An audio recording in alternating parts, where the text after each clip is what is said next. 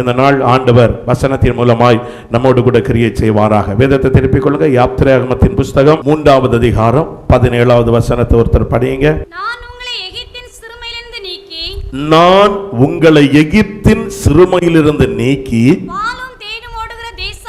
பாலும் தேனும் ஓடுகிற தேசமாகிய கானானியர், ஏத்தியர், எமோரியர், பெரிசியர், ஏவியர், எபூசியருடைய தேசத்திற்கு கொண்டு போவேன் என்று சொன்னேன் என்றார் என்று சொல்லு. சத்தமா சொல்லுங்களேன். ஹல்லேலூயா. ஆண்டவருடைய பரிசுத்த நாமத்திற்கு மகிமை உண்டாவதாக. இந்த நாள் தேவ சமூகத்திலே இந்த வார்த்தை கேட்கிற உங்களை, உங்கள் குடும்பங்களை கர்த்தர் ஆசீர்வதிப்பார். இந்த வசனத்தின் மூலமாய் கர்த்தர் நம்மோடு கூட கிரியை செய்வாராக. இந்த வேத பகுதியை நம்ம வாசிக்கும் போது நமக்கெல்லாம் தெரிந்த ஒரு வேத பகுதி. ஆனால் இதற்குள் இருக்கக்கூடிய சில காரியங்கள் நிச்சயமாய் நாம் ஒவ்வொருவரும் அறிந்து கொள்ள வேண்டிய ஒரு பகுதி. 2023 முடித்து 2024க்குள்ள நம்ம வந்திருக்கிறோம்.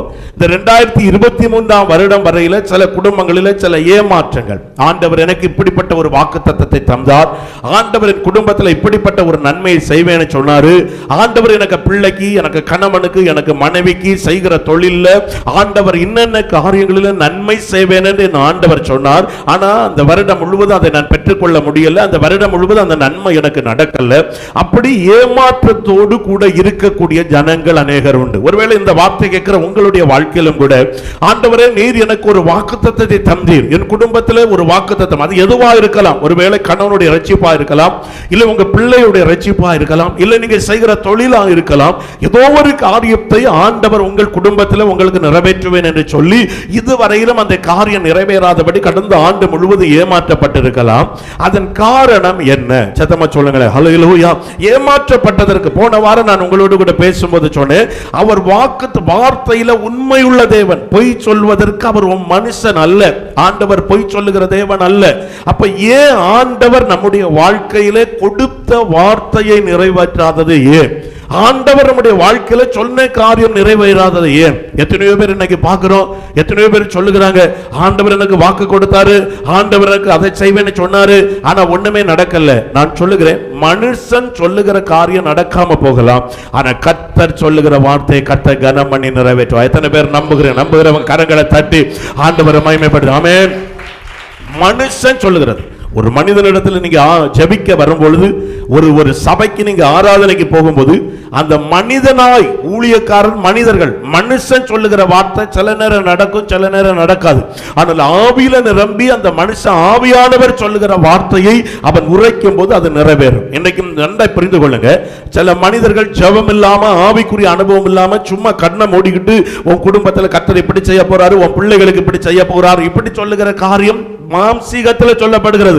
மனதில் தோன்றுகிறவைகளை தீர்க்க தரிசனமாய் உரைக்கிறது என்று வேதம் சொல்லுது. ஆனால் இன்னும் சிலர் ஆண்டவரிடத்தில் ஜெபித்து ஆவிக்குரிய அனுபவத்தோடு கூட, நல்ல அபிஷேகத்தோடு கூட ஆவியானவர் இந்த குடும்பத்துக்கு இதை சொல்லுன்னு சொல்லுவாங்க, அது நடக்கும். ஒருவேளை இந்த இடத்துல வந்திருக்கிற இந்த வார்த்தை கேட்கிற உங்க வாழ்க்கையிலும் ஆண்டவர் எனக்கு சொன்னது இத்தனை வருடமாகியும் ஏன் நிறைவேறல? ஒருவேளை நம்ம சோர்ந்து போய் நம்ம சொல்லுவோம், இதெல்லாம் இனி நடக்குமா, இதெல்லாம் நிறைவேறுமா, அதனால இனி நடந்தாலும் நடக்காட்டாலும் ஆண்டவருக்கு பிள்ளையா வாழ்ந்து செத்து போவோம் அப்படின்னு நினைக்கலாம், பரலோகத்துக்கு போய் சேருவோம் அப்படி நினைக்கலாம். இல்ல, நான் இன்னைக்கு உங்களுக்கு சொல்லுகிற ஒரு காரியம், ஆண்டவர் சொன்னதை நிறைவேற்றுகிற கர்த்தர். எல்லாரும் சொல்லுங்க ஹல்லேலூயா. ஆனா ஏன் அது நிறைவேறாம போவதற்கு காரணம் என்ன? எது நம்ம செய்தா நிறைவேறாது? அதை நான் உங்களுக்கு சொல்வேன். இங்க வசனம் சொல்லுது, இஸ்ரவேல் ஜனங்களை பார்த்து ஆண்டவர் சொன்னார், நான் உங்களை எகிப்தின் சிறுமையிலிருந்து நீக்கி பாலும் தேனும் ஓடுகிற தேசமாகிய கானானியர், அந்த ஜனங்களை சொல்கிறார், இந்த தேசத்தை உங்களுக்கு நான் தருவேன். சத்தமா சொல்லுங்களேன் ஹல்லேலூயா. அப்ப ஆண்டவர் சொன்னது நிறைவேறிச்சா? ஆண்டவர் சொன்னது நடந்துதா? ஆண்டவர் வார்த்தையினால் மோசேயை பார்த்து சொல்ல, மோசே நீ சொல்லு, என் ஜனத்தை பார்த்து சொல்லு, உன்னை நான் இந்த எகிப்தின் சிறுமையிலிருந்து நீக்கி பாலும் தேனும் ஓடுகிற ஒரு கானானுக்குள்ள கொண்டு போவேன். கேட்கும் போது சந்தோஷம், கேட்கும் போது மகிழ்ச்சி. முதல்ல அது நடக்க கூடாத ஒரு சூழ்நிலை இருந்தது. பார்வோனிடத்துல வந்து மோசே சொல்லுகிறான், என் ஜனத்தை ஆராதிக்க அனுப்பு. பார்வோன் கேட்கிறான், உன் ஆண்டவர் யாரு? உனக்கு ஆண்டவருக்கு நான் கீழ்ப்படியணுமா? உனக்கு ஆண்டவர் யாரு? ஆண்டவர் வாதைகள் மேல வாதை அனுப்பினாரு.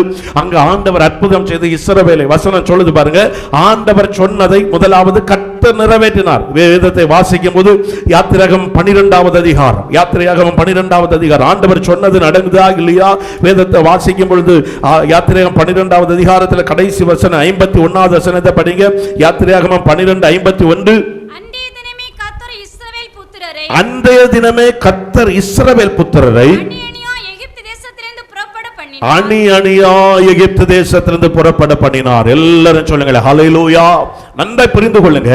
இஸ்ரவேல் ஜனங்களுக்கு விரோதமாய் எகிப்தை விட்டு இஸ்ரவேல் வெளியே வர முடியாதபடி, இஸ்ரவேலர்கள் வெளியே வரவிடாதபடி பார்வோனும் பார்வோனுடைய சேனையும் பார்வோனுடைய ஜனங்களும் கடின இருதயத்தோடு தடுத்து வைத்திருந்த பொழுது வாதைகளை அனுப்பி ஆண்டவர் சொன்னதை நிறைவேற்றி அணி அணியா இஸ்ரவேலை புறப்பட கரங்களை தட்டி ஆண்டவரை மகிமைப்படுத்த. நாம் ஆராதிக்கிற கர்த்தர் யார்?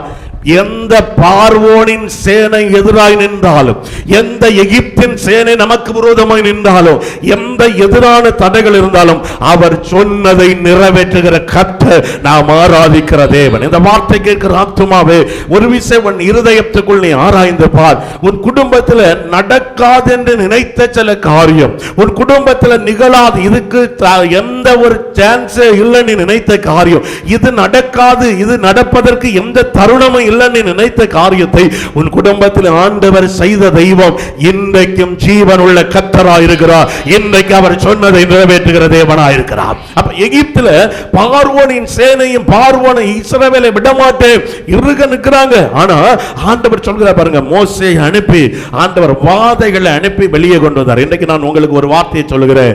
கர்த்தர் ஒருவேளை எந்த கடின இருதயம் உள்ள பார்வோனின் தடைகள் இருந்தாலும் கர்த்தர் உங்களுக்காக இறங்கி அவர் சொன்னதை நிறைவேற்ற கர்த்தர் வல்லவர். அவர் சொன்னது நடக்கும். அவர் உங்களுக்கு கொடுத்த வாக்குத்தத்தம் நிறைவேறும். சோர்ந்துராதுங்க. ஆண்டவரே எனக்கு சொன்னீங்க, ஏன் இப்படி இருக்கு? ஆண்டவரே எனக்கு சொன்னீங்க, ஏன் இந்த சூழ்நிலை? அவர் சொன்னது நிறைவேறும். அதற்கு முன்பு ஆண்டவர் சொன்னது நடக்கணும்னா நம்ம என்ன செய்யணும்? சத்தமா சொல்லுங்களேன். ஆமென், ஹல்லேலூயா. ஆண்டவர் சொன்னது நடக்கணும்னா வசனம் சொல்லுது, ஆண்டவர் மோசே வனாந்திரத்தில் ஆடுகளை மேய்த்து கொண்டிருக்கிறான். ஆடுகளை மேய்த்து கொண்டிருக்கும் போது ஆண்டவராகிய தேவன் அக்னியின் மூலமாக எழும்பி மோசேயை சந்திக்கிறார். அப்ப அவன் ஒரு முச்செடி அக்னி எரியுது, அவன் போய் பார்க்கிறான். ஆனா முச்செடி கருகி போகல. பக்கத்துல போய் பார்க்கிறான். ஆண்டவர் உன்னை மோசேன்னு கூப்பிடுகிறாரு. உன்னை என்ன, நீ நிற்கிற இடம் பரிசுத்த பூமி, உன் பாதரட்சியை கழட்டி போட்டு வா. அப்படியே பாதரட்சியை கழட்டி போட்டு ஆண்டவர் அவனை பார்த்து சொல்ல பாருங்க, என் ஜனமாகிய இஸ்ரவேலை மீட்கும்படி விடுவிக்கும்படி நான் இறங்கினேன். சத்தமா சொல்லுங்க ஹல்லேலூயா. அப்ப நல்லா புரிஞ்சுக்கிடுங்க, இஸ்ரவேலை மீட்கும்படி விடுவிக்கும்படி ஆண்டவர் இறங்கி இருக்கிறாரு. ஆனா அந்த விடுவிக்கும்படி மீட்கும்படி இறங்கின ஆண்டவர் செயல்படணும்னா நாம் என்ன செய்யணும்? வசனம் சொல்லுது, மோசே அதை இஸ்ரவேலை மீட்டுக் கொள்ளும்படி நான் உன்னை தெரிந்து கொண்டேன். சத்தமா சொல்லுங்களேன் ஹல்லேலூயா. ஆண்டவர் இறங்கிட்டார். அற்புதம். உனக்கு குடும்பத்தில் ஆண்டவர் சொன்னதை நிறைவேற்றுவதற்கு ஆண்டவர் இறங்கி வந்துட்டாரு. உன் குடும்பத்தில் ஆண்டவர் சொன்னதை உனக்கு செய்து முடிக்கும்படி ஆண்டவர் இறங்கிட்டார். ஆனா செய்து முடிப்பது ஆண்டவர் நேரே வந்து செய்வதல்ல. ஆண்டவர் செய்யணும்னா நம்மை கொண்டுதான், தெரிந்து கொள்ளப்பட்டவர்களை கொண்டுதான், முன்குறிக்கப்பட்டவர்களை கொண்டுதான் கர்த்தர் அதை செய்ய வல்லவராய் இருக்கிறார். அப்ப மோசே தான் இறங்கி அவர்களை விடுவிப்பதற்கு நான் இறங்கிட்டேன். அவங்களுக்கு நான் சொன்ன ஆபிரகாம் யாக்கோபுக்கு, நான் ஆபிரகாம் ஈசாக்கு யாக்கோபுக்கு நான் சொன்ன வாக்குத்தத்தத்தை நான் நினைவு கூறுகிறேன். அப்படினால் அவர்களை விடுவிக்க விரும்புகிறேன். நிறைய பேர் இந்த இடத்துல இந்த வார்த்தை கேட்கிற தேவ ஜனமே, இருதயத்துக்குள்ள நினைக்கிறீங்களே, ஆண்டவரே எனக்கு வாக்குத்தத்தம் தந்து இவ்வளவு நாளாச்சு, ஆண்டவரே என் குடும்பத்தில் நன்மை செய்வேன்னு சொல்லி இவ்வளவு நாளாச்சு. ஆண்டவர் உனக்கு அற்புதம் செய்வதற்கு ஆயத்தமா இருக்கிறார். ஆண்டவர் உன்னை விடுவிப்பதற்கு உனக்கு தந்த வாக்குத்தத்தத்தை நிறைவேற்ற ஆண்டவர் உன்னை தெரிந்து கொண்டு அன்னைக்கு ஆயத்தமா இருக்கிறார். அதை நிறைவேற்ற வேண்டும் என்றால் நம்ம தெரிந்து கொள்ளப்பட்டவர்கள் இறங்கி செயல்பட்டாதான் கர்த்தர் நிறைவேற்றுவார். எல்லாரும் சொல்லுங்க ஆமென். ரெண்டு காரியம் புரிந்து கொள்ளுங்க. பிசாசு ஒரு காரியத்தை நடப்பிக்கணும்னாலும் அவன் நேரடி வந்து செய்ய மாட்டான், ஒரு மனுஷன் மூலம் தான் செய்வான். ஆண்டவர் ஒரு காரியத்தை செய்யணும்னாலும் நேரடி செய்கிற வல்லமை அவருக்கு உண்டு. ஆனாலும் தெரிந்து கொள்ளப்பட்ட மனிதர்களை கொண்டுதான் கர்த்தர் செய்வார். தூதர்களை கொண்டு செய்திருக்கிறார், மனுஷனை கொண்டு. ரெண்டையும் புரிஞ்சுக்கணும். அதுக்கு ஆண்டவரே ஆசீர்வதிங்க அப்படின்னு இல்லை. எல்லாம் சத்தமா சொல்லுங்களேன் ஹல்லேலூயா. ஒரு முறை ஒரு குறிப்பிட்ட ஊர்ல நல்ல மழை பெய்யும் போது அங்க நம்ம ஒரு ஆளு, ஒரு முரட்டு பக்தர், முரட்டு விசுவாசி ஒரு ஆள் அந்த ஊர்ல இருந்திருக்காரு. அப்ப நல்ல மழை பெய்யுது. அந்த மழை தண்ணி அப்படியே பெருகி வந்துட்டே இருக்கு. தண்ணி மேலே மேலே மேலே வந்துட்டே இருக்கு. மேலே வரும்போது இவங்க நினைச்சாங்க எல்லா தடையும் மழை வரும், அது போல் போகும். இப்போ திருநெல்வேலி போன வாரம் ஒருத்தரை சந்தித்தேன். அப்போ அவர் என்கிட்ட சொன்னார், சாதா மழை தான் நான் வண்டியை கொண்டு போனேன் திருநெல்வேலிக்கு தூத்துக்குடிக்கு. அந்த குறிப்பிட்ட இடத்துக்கு போகும்போது உள்ளே போனால் வண்டி போகுது தண்ணிக்குள்ளே ரோடெல்லாம் தண்ணி மங்கிட்டு அப்படியே திருப்பி வந்துட்டேன். திருப்பி வீட்டில் இங்கே வந்த பிறகு பார்த்தா தான் தூத்துக்குடியும் திருநெல்வேலியும் இந்த லெவலில் நிற்கான்னு நான் பார்த்தேன். அப்படின்னா அவருக்கு முதல்ல இந்த மழை இவ்வளோ பெரிய அழிவை கொண்டு வருமா? நம்ம ஆள் முரட்டு பக்தனும் உள்ள உட்கார்ந்து இருந்தார். அப்போ தண்ணி கொஞ்சம் கொஞ்சமாக பெருக ஆரம்பிச்சிட்டு கொஞ்சம் கொஞ்சமாக வர ஆரம்பிச்சிட்டு அப்போ இந்த எல்லாரும் போல முதல்ல அரசாங்கம் என்ன பண்ணுது, ஆட்களை அனுப்பி அவங்கள கயரை கட்டி எல்லாத்தையும் கரையாத்திட்டே இருக்காங்க. எல்லாரும் அப்படியே கூப்பிட எல்லாரும் போயிட்டு இருந்தாங்க. அதுக்கு பிறகு நீங்க பார்த்தீங்கன்னா தண்ணி பெருகின உடனே கொஞ்ச நேரம் தாண்டின உடனே அதுக்கு பிறகு படகு அனுப்புனாங்க. படகு வந்தது, அரசாங்கத்திலிருந்து படகு வந்து. அப்ப படகுல அவங்க என்ன கூப்பிடாங்க, வாங்க அப்படின்னு சொல்லி கூப்பிட்ட உடனே அதுல நிறைய பேர் படகுல யாரு எல்லாரும் காப்பாற்றப்பட்டாங்க. இப்ப நமக்கு சென்னை தூத்துக்குடி பார்த்தா படகுல யாரி போயிட்டாங்க. ஆனா அதுல இந்த முரட்டு பக்தன் நான் சொன்னேன் இல்லையா, இவர் எது வந்தாலும் ஒண்ணுமே அப்படி இருந்துகிட்டாரு. முதல்ல ஆட்கள் கயிறு கட்டி கூப்பிட்டு பிறகும் போனார் இல்லை. ரெண்டாவது படகு வந்த பிறகும் படகுலையும் ஏறினார் இல்லை. தண்ணி பெருகி பெருகி ஓட்டுக்கு மேல மோடுக மேல வந்துட்டு இவர் அதனால முடியல, அந்த தண்ணி வழியாக போய் மோடுக மேல யாரும் இருந்துகிட்டார். அப்ப ஆட்கள் கேட்டாரு, அடுத்து படகு வருது, இந்த படகுல ஏறு, மோடு லெவலில் போயாச்சு, இனி படகு வராது, அதனால நீ ஏறு. இல்ல, நான் கடவுளை நம்பி இருக்கேன், என் கடவுளை என்னை காப்பாற்றுவார். சத்தமா சொல்லுங்களேன், ஹல்லேலூயா. என் கடவுளை என்னை காப்பாற்றுவார். அட முட்டா பிறகு ஏறன்னு சொன்னப்ப இவர் ஏறல, தண்ணி மூங்கி மூங்கி மூங்கி மூங்கி மேலே போ. ஹெலிகாப்டர் வருது, அடுத்தது ஹெலிகாப்டர்ல இருந்து கயிறு பட்டுட்டே இறுக்கி பிடி உடனே. இல்ல இல்ல இல்ல, நான் முரட்டு பக்தன் இல்லையா, நான் நம்பி இருக்கேன், என்ன கடவுள் கைவிட மாட்டாரு. அடுத்து பார்த்தீங்கன்னா தண்ணி அடிச்சு செத்து போனா இந்த ஆள். இது நடந்ததான்னு கேட்கப்படாது, ஒரு ஆளு நான் புக்கில் படிச்சது. தண்ணி சூழ்ந்து செத்து போனான். இவன் செத்து நேரம் அங்க பரலோகத்துக்கு போனானா. போகும்போது கடவுள் இவனை பார்த்தோன்னே, மக்களே நல்லா இருக்குதியான்னு கேட்டவுடனே நம்ம ஆட்கள் நிறைய பேர் பார்த்தீங்களா முகத்தை திருப்பிட்டு போயிட்டான். நம்ம ரோட்டில் நீங்கள் பார்த்தீங்களா, நீங்கள் ரோட்டில் போகும்போது பார்த்தா தெரியும், சிலரை பார்த்து நம்ம சிரிப்போம், திருப்பிட்டு போய் நமக்கு என்ன விஷயம்னு தெரியாது, பிறகு கேட்டால் தான் தெரியும். அப்படியே வீட்டில் உள்ள கல்யாண கார்டு போட்ட பிறகு நீர் போன்றா போகல, நம்ம மறந்துருப்போம், அவங்க மறக்க மாட்டோம். இதே போல இந்த ஆளு மேலே போனான். மேலே போன உடனே ஏசுநாதர் இல்லை, கடவுளை வந்து பார்த்து, என்ன நீ இப்படி, உடனே முகத்தை திருப்பிட்டான். உடனே அவரு வேதனையோட, ஏன் என்னட்ட கோவப்படு, இப்போ நிறைய ஆண்டவட்டையும் கோவப்படு, ஆள் உண்டு, எதுக்கு என்னட்ட கோவப்படு, நீ நல்லா, நான் உம்மை நம்பி இருந்தேன், நீர் என்னை அங்க கொன்னு மேல கொண்டு வந்துட்டு இல்லையா, நீர் எல்லாம் கடவுளா, உம்மை நம்பினது நம்பாம போயிருக்கலாம். அதனால அவர் சொன்னாரான், நீ என்ன நம்பி இருந்ததை நான் பார்த்தேன், முதல்ல உனக்கு கயறு கட்டி உன்னை வர்றதுக்கு ஒரு வழியை உண்டாக்கி தந்தேன், ஆனாலும் நீ மனம் திரும்பல, நீ அங்கதான் கிடந்த. அடுத்தது உன்னை காப்பாத்த படகு அனுப்பி பார்த்தேன், சரி இனியாவது இவன் வரட்டு, அதுலயும் நீ வரல. மூணாவது இனி ஒரு சான்ஸ் கூட கொடுப்போன்னு உனக்கு ஹெலிகாப்டர் அனுப்பி தந்தேன், ஆனாலும் நீ வரல. அப்பதான் நான் நினைச்சேன், உனக்கு சாவக்குள்ள நாள் வந்துட்டு சேர்த்து போகணும். சத்தமா சொல்லுங்களேன். இன்னைக்கு நான் எதுக்கு சொல்லுவேன், தேவனை ஆராதிக்கிற தேவனுடைய பிள்ளைகள் கர்த்தருடைய சமூகத்தில் வந்திருக்கிறோம். நம்ம நிறைய காரியங்கள் வேதம் சொல்லுது பாருங்க, ஆண்டவர் செய்வதற்கு ஆயத்தமா இருக்கிறாரு, நம்ம இறங்கினாதான் கர்த்தர் செய்வதற்கு வல்லவராயிருக்கிறார். அப்ப இதுல ரெண்டு காரியம். ஒன்று, ஒரு காரியத்தை நடப்பிக்கணும்னா முதல்ல நான் சொன்னேன், ஆண்டவர் ஒரு காரியத்தை செய்ய ஒரு மனுஷனை தெரிந்து கொள்வார், பிசாசு ஒரு காரியத்தை செய்ய ஒரு மனுஷனை தெரிந்து கொள்வார். நன்றாக புரிந்து கொள்ளுங்க, ஒரு கொலை பண்ணணும்னு பிசாசு நினைக்கிறான், பிசாசு கொல்லவும் அழிக்கவும் அவனுக்கு அதிகாரம் உண்டு. ஒரு இடத்துல அவனுக்கு என்னைக்கு இதுதான் செய்யணும், திருடணும், இது பிசாசுக்குரிய காரியம், கொலை பண்ணணும், இது பிசாசுக்குரிய காரியம், வேண்டாத காரியம். அப்ப பிசாசு பார்ப்பான், எப்படி இதை செய்யலாம், எப்படி இதை செயல்படுத்தலாம் அப்படின்னு நினைக்கும் போது அவனுக்கு பிரியமான ஒரு ஆள் இருக்கும்.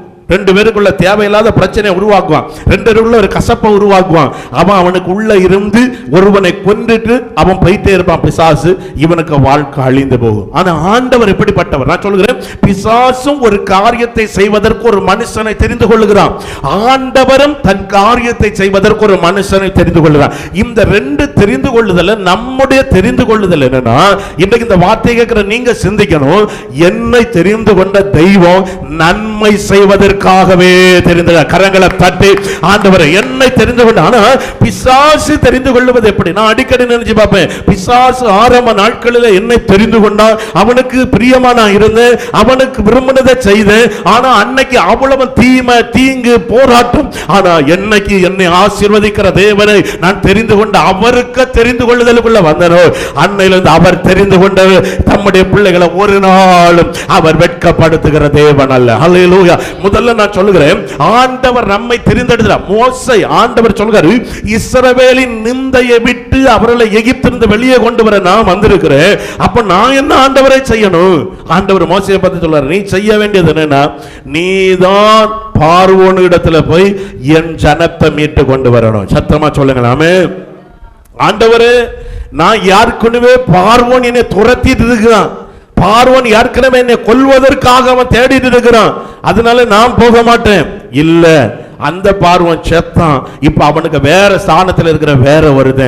அடுத்து பார்க்கிறான் பாருங்க, நன்றை புரிந்து கொள்ளுங்க. அடுத்து சொல்லு, ஆண்டவரே எனக்கு நான் சரியா வார்த்தை வராது ஆண்டவரே, நான் அவரிடத்துல எப்படி போய் பேசுவேன்? அடுத்து ஆண்டவர் சொல்றாரு, அதெல்லாம் ஒண்ணு இல்லை, நான் உன் நாவோடு கூட பேசுவேன், உனக்கு கூட பேசுவதற்கு உன் சகோதரனை நான் அனுப்புகிறேன். அடுத்து அவன் சொல்லுங்க, ஆண்டவரே மூன்றாவது காரியம், ஆண்டவரே நான் போய் என் ஜனமாகிய இஸ்ரவேலிட்ட பேசினா அவன் எப்படி நம்புவான்? சத்தமா சொல்லுங்களேன். ஹல்லேலூயா.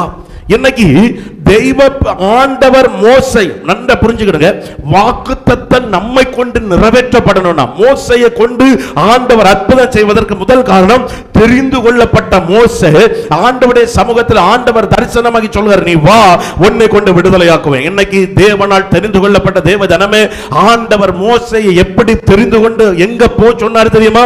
எந்த இடத்துல எவன் கொல்லுவேன்னு தேடிட்டு இருந்தானோ, எந்த இடத்துல எவன் அழிப்பேன்னு தேடிட்டு இருந்தானோ, ஆண்டவர் சொல்றாரு, அங்க நீ உள்ள போ. சத்தமா எல்லாரும் சொல்லுங்க ஹல்லேலூயா.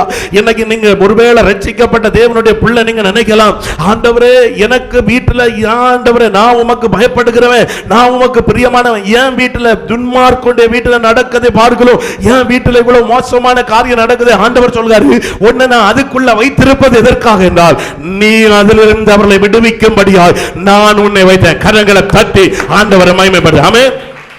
கடந்த நாட்களில் ஒரு குடும்பத்தினர் இவ்விதமாய் பேசும்போது சொன்னாங்க, நாங்க பாரம்பரியமாய் பரிசுத்த ஆவிக்குரிய குடும்பத்தில் உள்ளவங்க, ஆனா எங்க குடும்பத்தில் நகையெல்லாம் போடாத ஒரு ஆவிக்குரிய குடும்பம். அவங்க சொல்லுறாங்க, என் பிள்ளை இவ்வளவு மோசமான கஞ்சா பழக்கத்திற்கு, போதை பழக்கத்துக்கு அடிமையாகி, எனக்கு இந்த பரம்பரையில, எங்களுக்கு அந்த சந்ததியில இப்படி ஒருத்தன் இல்லை, இவ்வளவு நாசமா போவான்னு நினைக்கல. அடிக்கடி ஜெபிக்கும் போது சொல்லுவாங்க, ஆண்டவரே என் குடும்பத்துல இருந்து எத்தனை ஊழியக்காரங்க உருவாக்கி இருக்கிறாங்க, எங்க குடும்பத்துல இருந்து எத்தனை பேர், ஏன் ஆண்டவரே இந்த என் குடும்பத்துக்குள்ள இப்படி ஒரு பிள்ளை, நீங்க இந்த ஒரு சூழ்நிலை என்ன?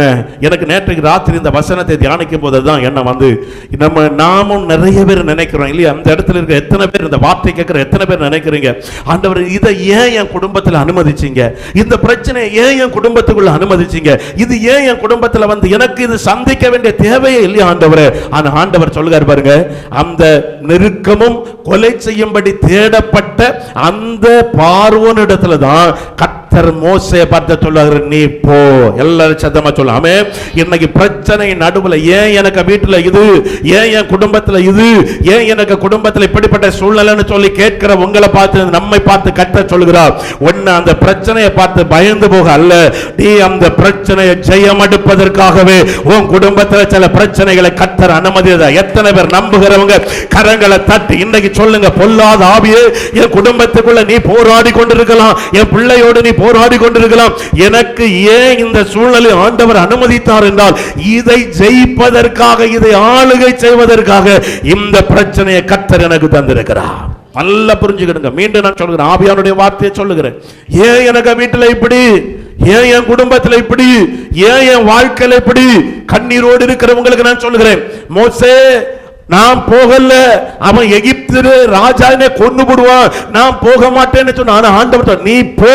இன்றைக்கு ஆண்டவர் சபை இந்த வார்த்தை கேட்கிற ஒவ்வொரு கூட சொல்லுகிறார், நீ கேட்கலாம், ஏன் எனக்கு இந்த பிரச்சனை, ஏன் எனக்கு இந்த போராட்டம், ஏன் இன்னும் என் கணவர் ரட்சிக்கப்படல, ஏன் இன்னும் என் மனைவிയുടെ வாழ்க்கையில மாற்றம் இல்ல, ஏன் இன்னும் என் பிள்ளைக்கு வாழ்க்கையில மாற்றம் வரல, ஏன் என் வேலையில நன்மை வரல, நீ சொல்லியும் ஆண்டவர் சொல்லுகிறார், அவர்களின் நடுவில், அந்த கூட்டத்தின் நடுவில் உன்னை கொண்டு அற்புதம் செய்வதற்காக தான் கர்த்தர் உன்னை தெரிந்தெடுத்து தம்முடைய பிள்ளையாய் மாற்றி வைத்திருக்கிறார். இன்னைக்கு எத்தனை பேர் இதை ஒத்துக்கொள்ளுகிறீங்க? அப்ப இரண்டாவது ஆண்டவருடைய கிரியை வெளிப்படுவதற்கு அந்த மோசையை பார்த்து ஆண்டவர் சொன்னாரு, நீ போ. அவன் கடைசி எல்லாத்தையும் பார்த்துட்டு, சரி ஆண்டவரே நான் புறப்படுகிறேன். சத்தமா சொல்லுங்க ஆமென்.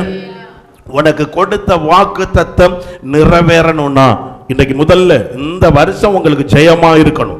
இந்த வருஷம் கர்த்தருடைய நன்மைகளை சுதந்தரித்துக் கொள்ளணும். ஆண்டவருடைய நாமத்தினால சொல்லுகிறேன், உனக்கு கொடுக்கப்பட்ட வாக்குத்தத்தம் உனக்கு குடும்பத்தில் சொல்றதை கர்த்தர் நிறைவேற்றணும்னா அபிஷேகம் பண்ணப்பட்ட நீ ஆண்டவருக்காக இறங்கி தேவ சித்தம் செய்தால் உன் குடும்பத்தை கர்த்தர் ஆசீர்வதிப்பார். சத்தமா சொல்லுங்க ஆமென். உன் குடும்பத்தை நான் மீண்டும் சொல்லுகிறேன், ஞானஸ்நானம் எடுத்து பரிசுத்தாவின் அபிஷேகம் பெற்று இன்னைக்கு நம்ம கணவன் ரட்சிக்கப்படாம இருந்திருக்கான், பிள்ளை ரட்சிக்கப்படாம இருந்தா, மனைவி அந்த நாட்களில் ரட்சிக்கப்பட்டு கர்த்தருடைய ஆலயத்தில் வந்து போராடி ஜெபித்து இன்னைக்கு ஒரு மாற்றத்தை கர்த்தர் தந்தார். இன்னைக்கு நீங்க எங்க இருக்கிறீங்க? நீங்க எங்க இருக்கிறீங்க? என் கணவன் ரட்சிக்கப்படல, என் பிள்ளை ரட்சிக்கப்படல, ஆனா குடும்ப தலைவியாக உங்களை கர்த்தர் ரட்சித்து அபிஷேகத்தை தந்து இரவும் பகலும் கர்த்தருடைய சமூகத்தில் வந்து போராடி ஆலயத்திலும் வீட்டிலே நீங்க கண்ணீர் வடித்து ஜெபம் பண்ணி ஆண்டவரிடத்திலிருந்து நன்மை பெற்றுக்கிட்டு இன்னைக்கு குடும்பத்தில் சில நன்மையை கண்டுகிட்டு இன்னைக்கு சில பிரச்சனை நடுவில் இருக்கிற உங்களை பார்த்து ஆண்டவர் சொல்லுகிறார், ஆரம்ப நாட்களில் யுத்தம் பண்ணு நீ, ஆரம்ப நாட்களிலே கர்த்தருடைய அழைப்பை பெற்று உன் குடும்பத்தை ரட்சிப்புக்குள்ள கொண்டு வந்த நீ, ஆரம்ப நாட்களில் கர்த்தருடைய அபிஷேகத்தை பெற்று ஆண்டவருக்குள்ள உன்னுடைய எல்லா குடும்பத்தையும் நடத்தி வந்த நீ, இன்றைக்கு நீங்க எந்த இடத்துல இருக்கிறீங்க? மோசேயே ஆண்டவர் சொல்கிறாரு, நீ இறங்கினால், நீ என் சித்தத்தை செய்ய ஆரம்பித்தால் உனக்கு நான் கொடுத்த வாக்குத்தத்தத்தை உன் குடும்பத்தில் நான் நிறைவேற்றுவேன். கரங்களை தட்டி எல்லாரும் ஆண்டவரை மகிமைப்படுத்துங்க. தேவ ஜனமே, மீண்டுமாய் கர்த்தருடைய வார்த்தை சொல்ற அபிஷேகம் பண்ணப்பட்ட ஆத்துமாவே, ரட்சிப்பின் அனுபவத்துக்குள்ள இருக்கிற ஆத்துமாவே, இன்றைக்கு நீ எங்கே இருந்து கொண்டிருக்கிறாய்? இன்றைக்கு உன் வாழ்க்கை எங்க இருக்குது? உன்னுடைய வாழ்க்கை ஆரம்ப நாட்களில் எத்தனை மணி நேரம் உன் கணவனுக்காக ஜெபித்தாய்? ஆரம்ப நாட்களில் எத்தனை மணி நேரம் உன் குடும்பத்தின் நன்மைக்காக ஜெபித்தாய்? ஆரம்ப நாட்களில் எத்தனை மணி நேரம் உன்னுடைய ஆசீர்வாதத்திற்காக ஜெபித்தாய்? இன்னைக்கு அப்படி யுத்தம் பண்ணின நீங்க, அப்படி திறப்பில் நின்று நீங்க இன்னைக்கு எங்க இருந்து கொண்டிருக்கிறோம்? வேண்டாம் ஆண்டவரே, நான் அந்த பிரச்சனையை எதிர்த்து யுத்தம் பண்ண மாட்டேன். வேண்டாம் ஆண்டவரே, நான் அங்க போக மாட்டேன். காரணம் அது பயம் நிறைந்திருக்கு. கணவனை நினைச்சா பயம், பிள்ளையை நினைச்சா பயம், காலத்தை நினைத்தா பயம். இன்னைக்கு ஆண்டவர் சொல்லுகிறார், நீ புறப்படுவாய் என்றால் ஆண்டவர் வாக்குத்தத்தமாய் உன்னை பார்த்து சொல்லுகிறார், உன்னை கொண்டு உன் குடும்பத்தை நான் விடுவிப்பேன். கரங்களை தட்டி எல்லாரும் அபிஷேகத்தோடு இந்த வருடம் என் குடும்பம் விடுதலை ஆக்கப்படணும் சொல்லுங்க. இந்த வருடம் என் குடும்பம் விடுதலை ஆக்கப்படணும். இந்த வருடம் என் குடும்பம் ஆசீர்வதிக்கப்படணும். எத்தனை பேர் அழைப்பு பெற்றவங்க இறங்கி நான் வருகிறேன் கர்த்தருக்காக நிற்பேன்னு சொல்லுகிறேன்? எத்தனை பேர் சத்தமா அல்லேலூயா சொல்லுங்க. அல்லேலூயா. இன்னைக்கு நிறைய இறங்கி யுத்தம் பண்ண வேண்டியதெல்லாம் மறைந்து போயிருக்கிறீங்க. நிறைய இறங்கி யுத்தம் பண்ணினவங்க எல்லாம் இன்னைக்கு ஒதுங்கி போயிருக்கிறீங்க. ஆண்டவர் வேதனையோடு சொல்ற, உன் ஆவிக்குரிய அனுபவம் என்ன? உன் ஆவிக்குரிய அனுபவம் என்ன? உன்னை தெரிந்து கொண்ட நோக்கத்தை நீ செய்கிறாயா? உன்னை தெரிந்து கொண்ட திட்டத்தை நீ செய்கிறியா? உன் குடும்பத்தில் பயப்படக்கூடிய காரியமும் உன் குடும்பத்தில் உன்னை குழப்பக்கூடிய காரியத்தையும் தேவன் ஏன் அனுமதிச்சாருன்னா, ஆண்டவரை பார்த்து கேள்வி கேட்காத, அவைகளை ஜெயிக்கக்கூடிய அதிகாரத்தையும் அபிஷேகத்தையும் கர்த்தர் உனக்குள்ள வைத்திருக்கிறார். எத்தனை பேர் ஆமென் சொல்லுங்க? அவைகள் எல்லாவற்றையும் ஜெயிக்கக்கூடிய அதிகாரத்தை அபிஷேகத்தை கர்த்தர் நமக்குள்ள வைத்து. அப்போ நன்றை புரிந்து கொள்ளுங்க. இன்றைக்கு ஆண்டவர் தருகிற வார்த்தை, அழைக்கப்பட்ட விசுவாசி உன் அழைப்புக்குள்ள இறங்குவா என்றால் உன்னை கொண்டு கர்த்தர் செய்யக்கூடியதை கர்த்தர் செய்ய வல்லவரார். எல்லாரும் சத்தமா சொல்லுங்க ஹல்லேலூயா. அப்ப மோசே இறங்கி புறப்பட்டார். கர்த்தர் மோசே கொண்டு இஸ்ரவேலை வெளியே கொண்டு வந்தார். இன்னைக்கு நான் சொல்லுகிறேன், உன் குடும்பத்துல கணவனோ பிள்ளையோ குடும்பத்தின் நபர்களோ எந்த பிரச்சனையோ இதுல இருந்து ஒரு மாற்றம் வரணும்னா இறங்கி போராடுகிற நீங்க இறங்கி போராடி ஜெபிக்க ஆரம்பிக்கணும். சத்தமா சொல்லுங்களாமே. எத்தனை பேருக்கு வாழ்க்கை கணவன் ரட்சிக்கப்படாத எத்தனை நாள் ராத்திரி 12 மணிக்கு ஜெபம் பண்ணோம். வீட்டில் பிரச்சனை இருந்தப்ப அந்த பிரச்சனை மாறுவதற்கு எத்தனை நாள் எத்தனை மணிக்கூர் ஜெபம் பண்ணோம். வீட்டில் பிரச்சனை இருந்த பிறகு போராட்டம் இருந்த பொழுது உபவாச ஜெபத்தை முடக்கல்ல. வீட்டில் பிரச்சனை இருந்த பொழுது போராட்டம் இருந்த பொழுது இடைப்பட்ட கூட்டத்தை முடக்கல்ல. வீட்டில் பிரச்சனை இருந்த பொழுது குழப்பம் இருந்த பொழுது இதெல்லாம் விடுதலை பெறுவதற்கு முன்பு எவ்வளவு அதுக்காக நீங்க தியாகம் பண்ணுனீங்க. அதை தான் உங்களுக்கு சொல்லுகிறேன். இன்னைக்கு இத்தனை பேர் நிறைய விடுதலை பெற்று வந்திருக்கிறோமே. இப்ப நமக்கு முன்ன சில பிரச்சனை இருக்கு. அன்றைக்கு விடுதலை பெறுவதற்கு நீங்க எவ்வளவு நேரத்தை ஆண்டவருக்காக தியாகம் பண்ணுனீங்க.